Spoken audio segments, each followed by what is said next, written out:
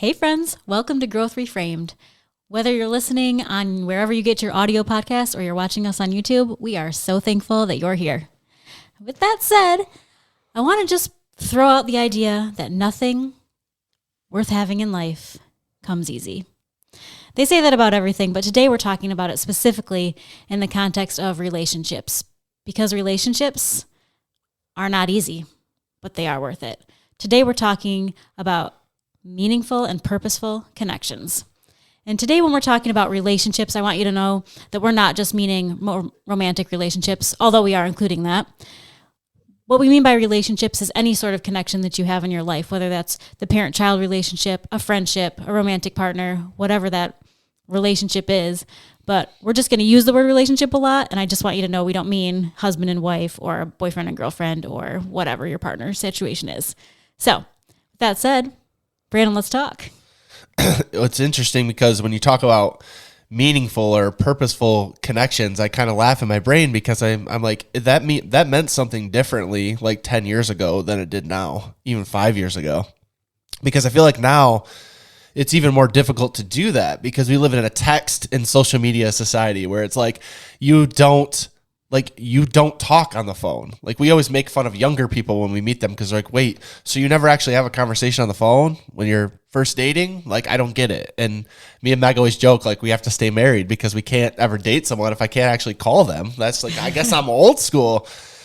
But I think it is more difficult now because we're so connected in so many ways and yet so disconnected because of those connections. Because it's so easy in a lot of ways to connect, it's just completely disconnected. I think about every year, and I don't generally love this, but like every year on my birthday, for example, like everyone used to call, right? You talk to everyone every year, like every single relative, every person you know, every friend would call you and you'd have the 5-minute conversation about what you were doing that day. I get it's kind of repetitive and I get it was kind of crazy, but I actually, as time's gone on, I realized how much I actually loved that and I miss it now.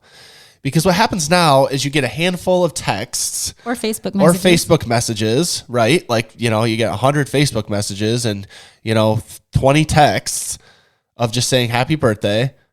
And that's it. I mean, that's all you get. And that to me, and I get a lot of, strangers on the internet or, people you knew in high school or whatever. I mean, that's not what we're really talking about. But the point is, it's hard to have a meaningful, purposeful connection when you live in a text society or a Facebook Messenger society.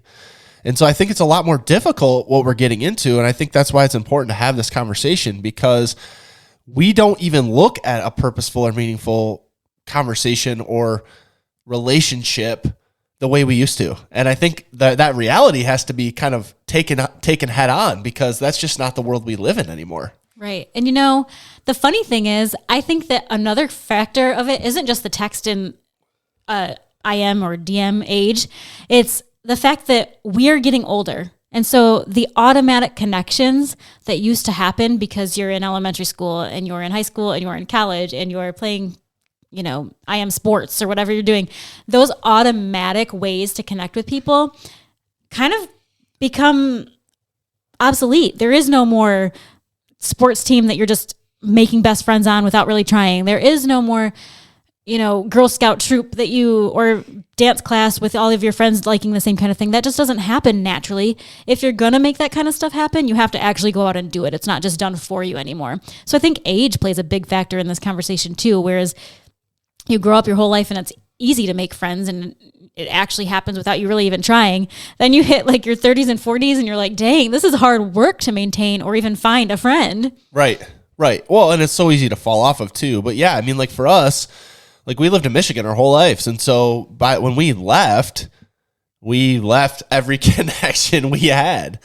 And because they were so ingrained and didn't take much effort, they were just there because you were working with those people, you were hanging out with those people, you had kind of always done that. We didn't really know what to do. I mean, we sat there for a long number of years basically saying it's impossible to have that kind of connection or that it's impossible to have a friendship because how do you find someone to hang out with? Like, oh, you just go up to some random person and be like, hey, you want to have a man date tonight? Like, it's just, it's weird, right? Yeah.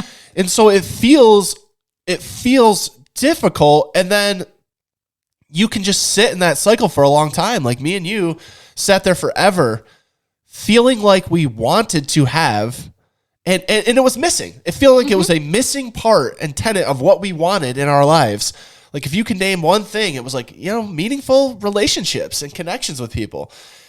And then we were like, but is it even possible? And how do you do that? And you almost feel like you're forcing yourself into a situation, like you're forcing yourself on someone.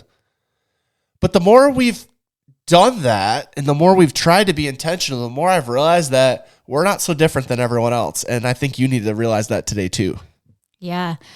It's funny that it's a thing, but it's definitely a thing because for the longest time I was terrified and I don't even know why. I mean, I guess I kind of feel like maybe I just thought that everyone else already had it.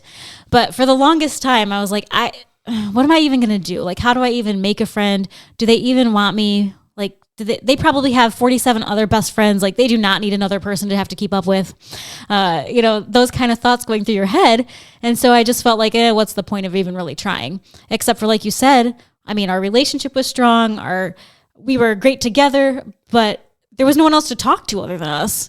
There were peripheral friendships and things and other people to talk to, or you could, call a brother or a sister and talk to things. But that deep, meaningful, like friendship thing for both of us was really not there.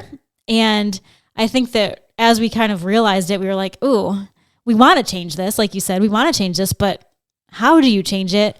And is there anybody out there that needs another friend? Because I feel like everybody else already has all their friend group. No one else moved from another state and they just all have and that's not true. And I think that was the biggest thing for me, is understanding that the voices in my head that were telling me that everybody else already has this figured out and they don't need one more friend was actually just totally fake news. Right. And the fact is though, like I think you said it at the top of the episode, whether it's in our relationship together, whether it's our relationship with our kids, whether it's relationships with new friends, whether it's a relationship with a coworker, whatever it is, it all takes work. It all takes effort. And I think where we fell into the trap is we just expected it to happen. Mm-hmm. And I think we do that with everything, by the way. We just expect the next job opportunity to fall in our lap, or we just expect the next thing to fall into our lap. And we just expect that, hey, we're just going to all of a sudden start vibing with someone and then we're just going to have a new best friend. And that's just not how it works. You have to be really proactive and going after it. We've had to do that in our own relationship. We've had to get really proactive as far as making time and intention to give each other the attention that we need to nurture the intimacy in our relationship. But that doesn't just happen, because a lot of people look at us and they're like, what, how are you doing that? And it's it's little steps to make sure it happens. But we've had that same thing happen trying to make friends. We've had to be super proactive in making that happen. And it's not easy because we're all busy, because we all have 1,000 things, because in our friend group, we all have 1,000 kids. So it's difficult because there's constantly things pulling our attention. But my question to you would be, how important is it to you? Okay. And that's a real question, because if it's that important to you, then shouldn't you be taking proactive steps to make sure that that's a fact and a part of your life? Absolutely, you should.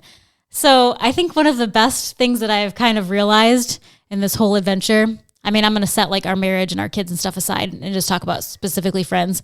But I think one of the most important things I've realized in this adventure of making friends and becoming part of a circle and actually just not feeling like nobody likes me kind of a deal is that you have to find somebody, you have to find your someone or somebodies that are in a similar situation to you. Now, I don't mean they have to be the same socioeconomic status, the same number of children, the same school, the same anything.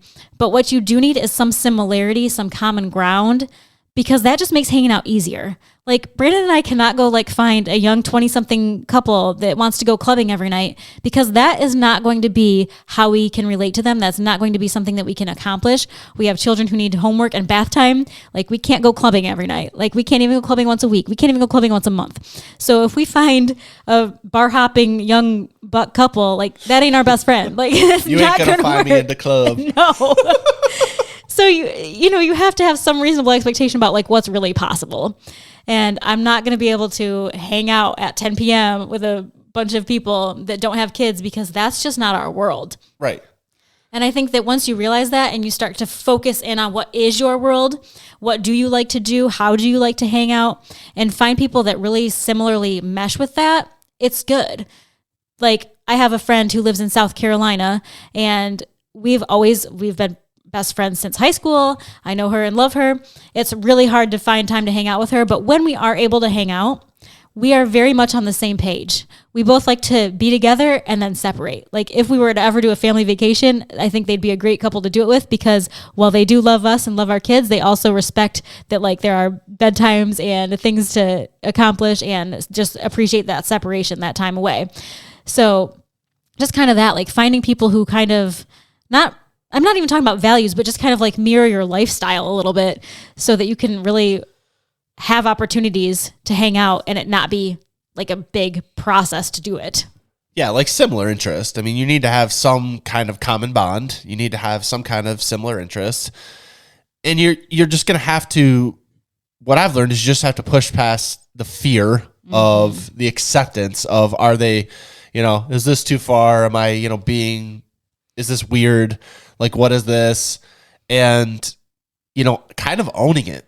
Like I just had to own it at first. Be like, hey, you wanna hang out? Let's hang. I don't really have these type of connections. I mean, it's not like being weird, but like at first, you just kind of ask if you can hang out, but then like being open with the fact that, hey, this is kind of something I'm, looking for. Like I don't really have a lot of people and friends and things. And the thing is, the more I did that, the more I realized that no one else did either. Right. And here you are thinking that they can't hang out with you because they have too many friends already. Right. And the fact is, like you said, I mean, we plan things around the fact that we all know we have young kids and we all know we're not like going clubbing and we all know that that's not really what we're trying to do. But I think you have to be super intentional with asking, but then you have to be willing to ask again because like we're all busy. The fact is everyone out there is busy and the other person will do a really good job telling you whether they want that kind of connection or not. Like if they're ghosting you, probably not the person that you want to hang out with all the time. I mean, I don't mean that in a negative way. It's just like maybe they don't need a person like you, but that's not like an indictment on you, first of all. Second of all, doesn't mean you stop trying. Right. It might just be a bad time. Right. And that's kind of where we fell into. Like you just like at some point you just don't even, we weren't trying. We were saying we wanted it, but then we weren't trying and we weren't putting ourselves out there to make it happen. Right. And I want to butt in for a second here and just say that we have found that there is a big difference in do you want to hang out sometime and actually planning the thing. So everyone will tell you, yeah, I want to hang out sometime. And if your text says, hey, you want to hang out sometime, they're going to be like, yeah. And guess what? A year will go by and you still won't have done it. Yeah. So me saying, hey, mom, friends, do you guys want to go to lunch sometime? The answer is going to be yes. But until I say, hey, do you guys want to go to lunch on September 15th at 1 p.m., it's not going to happen. And yeah, some people might not make it and some people might. Or maybe that day doesn't work for anybody and we have to reschedule it. Whatever the case is, if you don't actually put a time, date, and place to it, it just won't happen. Like we've seen that time and time again. Until we actually had you and another one of your dad friends sit down and schedule a, family Durham Bulls game, we were just kind of like, hey, we should do that sometime. And we said that for like a year and a half. Like, hey, we should go to a sports game together as a group of families. And literally until you guys were like, hey, let's do it this day, this time. Let's invite the other people. It did not happen. Right. There's a huge power in actually being the one to initiate and plan and say, let's do this then. Because even if it can't work out, there's a better chance that you're going to be like, okay, I see that this is a date and timing issue. Let me try again and actually give it another date and time. Right. Put something on the calendar. And also, I'm going to say something, this is super controversial, especially in today's society. But man, you know what you could do if you really want to connect with someone and you want to plan something and you want to do something? You pick up your phone, and it's amazing because your phone, it not only can text and it not only can get on social media, it actually has a function on it. It kind of looks like a phone. And if you hit it, you can dial a phone number and call someone and say, hey, what's up? And if that person doesn't answer, because I fall into that a lot, like, oh, I don't want to disrupt them. I don't want to interrupt them. I don't know what they're doing right now. I don't want to be a burden or a nuisance to them, there's this thing called voicemail, and you can leave them a voicemail, and you can say, hey, just give me a call when you get a chance. And guess what? They will do that. But to your point, Meg, I do that with a lot of people in my life where I'm like, well, yeah, I've been meaning to reach out to them, but I just haven't yet. And I know you do it too. And it's like, eventually you just got to pick up the dang phone, call them, leave them a message, and then they'll call back. And it might be a couple days, but it's not going to be a year before you talk to them again because you're intentionally trying to do that. Right. And I think it leads to better connection just in general when you've decided to pick up the phone. I notice that when I'm on the phone, my conversations last a lot longer. They go a lot deeper, and they're better than the text to the same person that would say, hey, what's up? Oh, nothing much. What about you? Yeah, nothing. How you doing? Good. Me too. Like that's the level of text. Unless there's like a specific story that you're reaching out about, then text can stay pretty superficial. But if you get that same person on the phone for 15 minutes, you might be able to find actually something real about their life out. And that's why I love being able to talk to a friend on the phone sometimes. It's not like I, stalk them and they don't stalk me. But if we're able to have a quick phone conversation, I don't know why I couldn't just say that. It does. It matters because it goes into things that you don't get into on text. Yeah. Well, and you, to your point, you have to initiate that. Like and the thing is, then you invite them to initiate it back. Right. So it takes a little bit of courage because you got to pick up the dang phone sometimes. But if you start a cycle where you're picking up the phone or you're scheduling things or you're doing things, you're going to show the other person or the other group of people that, hey, you're open to that. And if they're open to that, then they know, hey, Meg will call me so I can call her. Or Meg wants to, she's open to scheduling a lunch. So maybe, I'm thinking about a lunch. Maybe I should reach out for a lunch. But you have to be super intentional. And the more you do that, the more they're probably going to open up because you're mirroring the behavior that you want.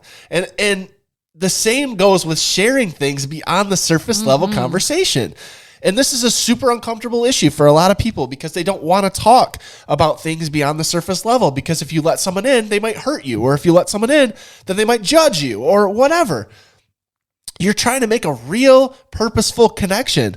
How are you going to do that with, my day is good. How's your day? Oh, good. How are the kids? Great. Oh, did you see that sports score? Yeah, man, that was something. And that's it. No, you have to be intentional and open and vulnerable and let people in and let them know that you have some struggles. And then in turn, they will share their struggles with you. And it doesn't all have to be struggles. It could just be things that you want help with. And you can ask help for that help because you're facilitating that type of relationship with them. And men, I'm speaking to you specifically out there because I know how difficult it is. It seems like women have cracked the code as far as being vulnerable and open with other women. Although I think when it comes to things like motherhood and other things, it becomes more difficult sometimes. But for men, I don't know why it's so hard to have a real conversation. I went almost my whole life without having any real conversations with other men other than sports scores and, UFC fights and who knows, how you doing? Good. That's it. And it's as humans, human nature is to be connected, is to have that connection. And I think we've lost that with the way we're currently living. And I think a lot of our problems, by the way, are because we've lost the ability to talk to another person who might not feel exactly like we feel. Or even if they do, we don't even open up the conversation to have that dialogue with them. I think that's the reason we're in such a divided place because no one actually is open to hearing or talking to someone about anything real or meaningful. We focus on the talking points that we're used to talking with. We don't ever actually pursue anything real or meaningful. And then we wonder why we feel disconnected from people. Right. If you really want to have a friendship, if you really want to have a great relationship with your children or with your spouse, you have to put in the work. You have to show them. You have to model it to them because not everybody is going to have the same thoughts initially as you do. But they might come around and want the same thing that you want if you continually show them that you're worth showing up for, that you want to show up for them, that they matter to you, that you will keep calling even if they don't call back, that you will keep trying even if they don't schedule. I mean, obviously there comes a point that that's a little bit much right. And you need to realize, hey, this isn't the relationship or the person for me. And that's fine. But in general, if you can show somebody that you're willing to be vulnerable, if you're willing to connect with them, if you're willing to share the highs and the lows, and little by little at first, I get that you can't dump a bunch of crazy stuff on somebody the minute you meet them, but little by little, opening that dialogue a little bit more and sharing and having a real friendship, a real relationship, a real dialogue. I mean, it can change your life. And that doesn't just happen accidentally. Right. That happens because you've decided that it's worth it. It happens because you've decided that you're going to go above and beyond what you think is necessary, because you're going to think that it's not that hard, but it actually is hard.